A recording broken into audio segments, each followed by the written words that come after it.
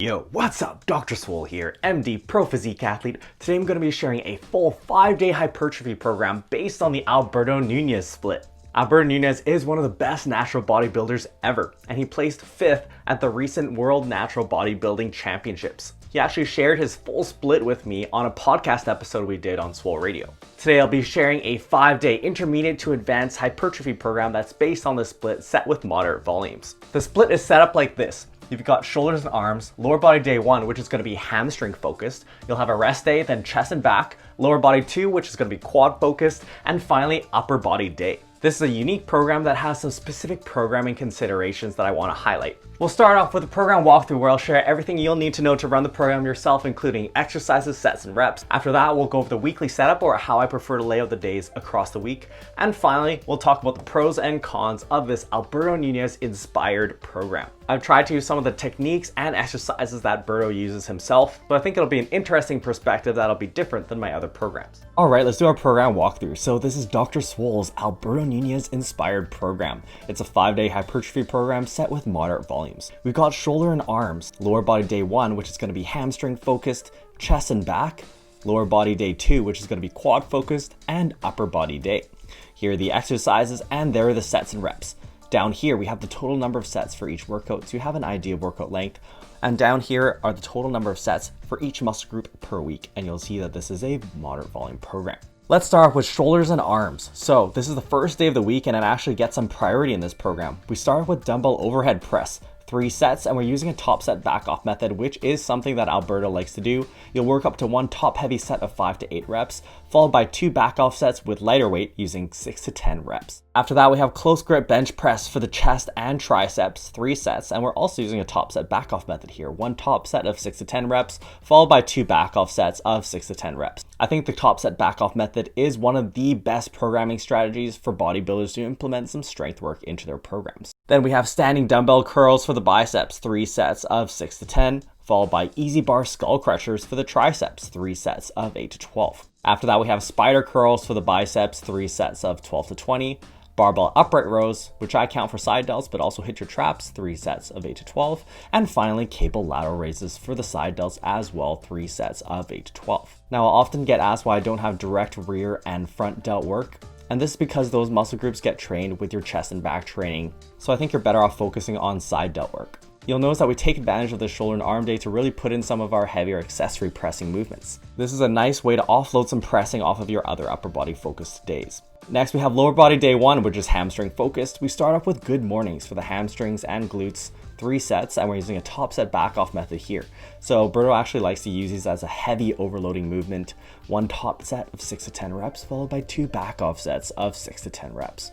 Make sure you lock in your technique for these, but you can really go heavy with these. And they're a great hip hinge movement for the posterior chain. Then we have barbell back extensions for the hamstrings and glutes, 3 sets of 6 to 10 reps, followed by hack squats for the quads, 3 sets of 8 to 12, and finally leg curls for the hamstrings, 3 sets of 10 to 15. That's it for your leg work, and then we'll have some calf work, so machine calf raises. We're using a myo rep scheme here, 1 top set of 10 to 20 reps, followed by 7 mini sets of 3 to 6 reps. You'll be taking about 10 seconds of rest in between all of these. Alberto does like using myo reps. I think they're a great way to save time and pack in lots of effective volume.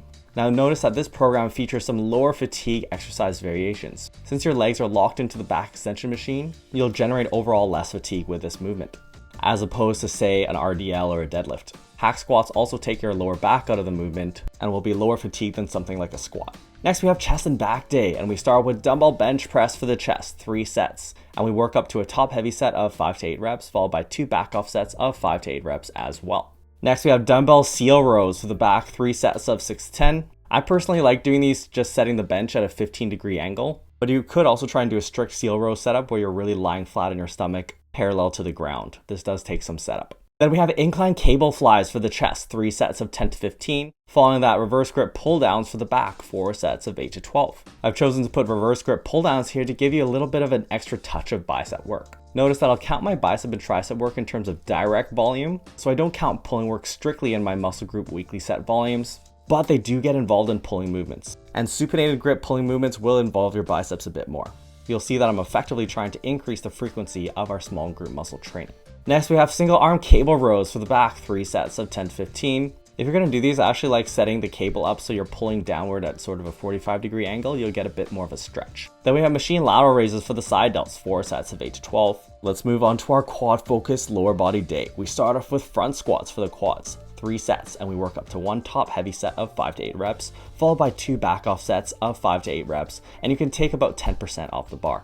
Then we have leg press for the quads, 5 sets of 8 to 12. You can superset these on the leg press machine with calf raises, 5 equivalent sets. We're using a MyRep scheme here, 1 top set of 8 to 15 reps, followed by 7 mini sets of 3 to 5 reps. Next, we have barbell back extensions, also for the glutes and hamstrings, 3 sets of 10 to 15. And you'll see that when I repeat exercises, I switch up the rep ranges. You'll notice that even though these are hamstring focused and quad focused days, I still have a little bit of training hitting the other muscle group. On our hamstring focused day, we still have a hack squat, and on our quad focused day, we still have a barbell back extension.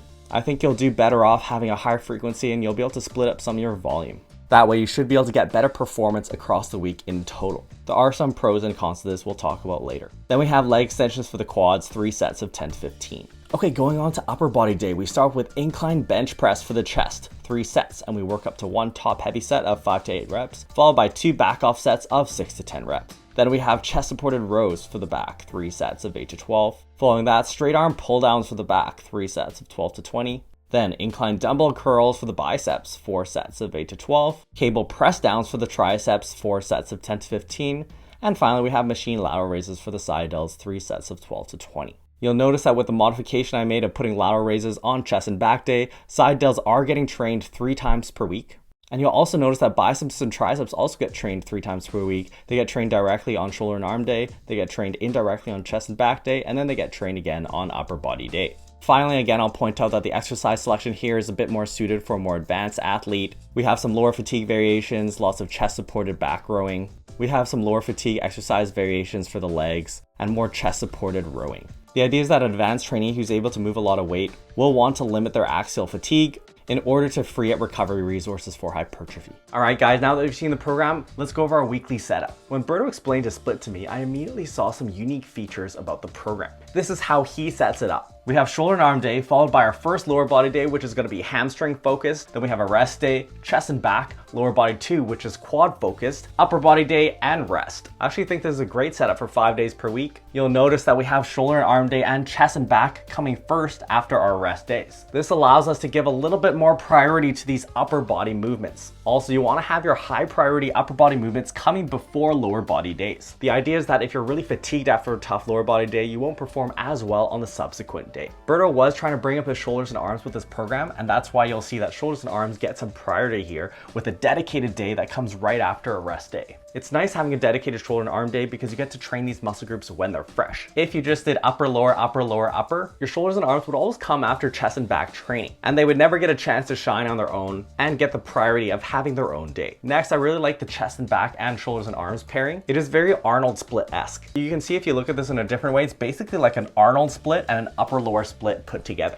Now, Berto likes having hamstring focused and quad focused leg days. Some people might like the idea of really focusing more on a movement pattern. I personally like spreading out my leg days a little bit more evenly, but I think this is a very viable strategy. One thing I'll point out here is that hip hinges, which typically target the glutes and hamstrings, are more fatiguing than squat type movements, which target the quads. So in general, this lower body day is probably going to be more fatiguing than the second lower body day. And it actually makes sense from a fatigue distribution standpoint that this one goes on this segment where you just have 2 days versus this segment where you have 3 days. This is a very nuanced point, but I do think paying attention to fatigue distribution is important for the advanced athlete. Finally, I like how this program gives you a high frequency for your shoulder and arm training, as we mentioned, and also chest training, since you put a close grip bench press on your shoulder and arm day, counting it as a tricep movement, which gives you some extra frequency. Okay, now let's talk about the pros and cons of this 5-day Alberto Nunez split-inspired hypertrophy program. Starting off with the pros, this program gives priority to focused upper body sessions. As we mentioned earlier, our shoulder and arm day and our chest and back day come right after rest days. So you're able to hit these days when you're the most fresh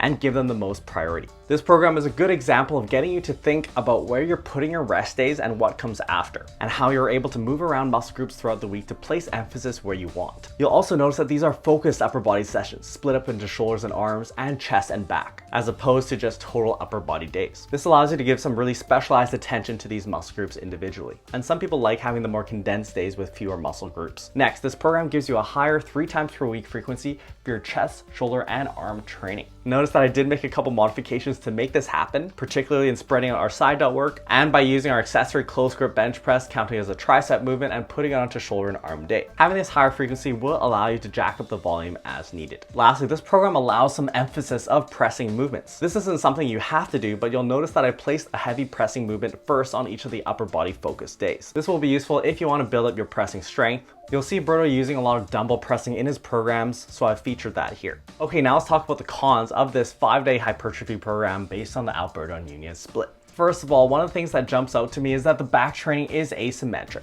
You'll notice that we train back on chest and back day and then upper body day 2 days later. I try to avoid having the training for a certain muscle group getting bunched up in a certain part of the week. You could argue that you are hitting your lower back on your hamstring focused leg day, but your upper body pulling movements are bunched up more in the week. So if you had a tough chest and back day, it's possible that you could still have a sore back for your upper body day 2 days later. Next, this program has slightly suboptimal fatigue distribution. Putting our shoulder and arm day first means that first 2-day segment is significantly easier than the 3-day segment later in the week. If you want to spread fatigue out more evenly, you might want to put a tougher upper body session first. But as we mentioned earlier, this program is giving some emphasis to the shoulders and arms. Next, this program has uneven leg days. This was something deliberately put in the program where you have a hamstring focus and a quad focus leg day. A lot of people do like this setup, and I can see some of the advantages where you'll get more of a pump and you might be able to feel like you're focusing more on those muscle groups. But from a fatigue distribution standpoint, you're better off having more even leg days where you have a mix of quad and hamstring work in about equal proportions. The idea is that, say if you had a really tough quad day, by the end of that day you may not be performing as well on your later quad exercises. But if you spread that over 2 days,